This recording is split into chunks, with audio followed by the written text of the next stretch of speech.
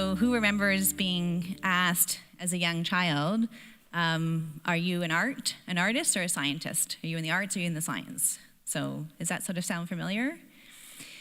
So from a very young age, we're sort of polarized to identify ourselves in a single dimension. And then we follow the education in that single dimension.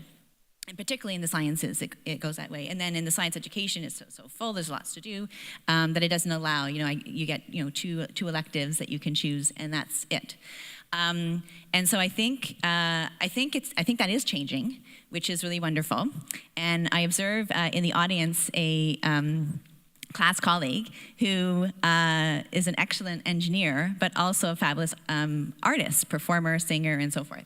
So we have multidimensional personalities. And I believe inclusion by definition is a culture that you bring your whole self to. So then the question is, the problem statement is that I don't think we've been allowing that to happen. And so how do we allow that to happen now? And so you've talked about in the workplace, in creating environments to allow people to cross-train and show their strengths in different areas. And so I think what's happening now in education, so at Lassonde, when we launched our school about 6 years ago, we launched what's called a Renaissance curriculum.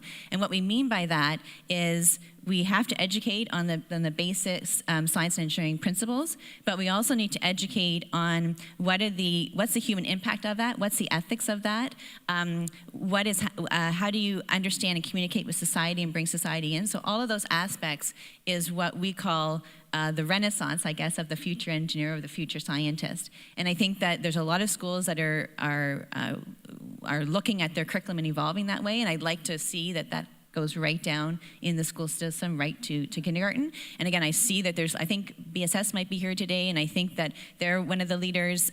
So there are people that are doing this, which is great, but it needs to be mainstream for everybody, yeah.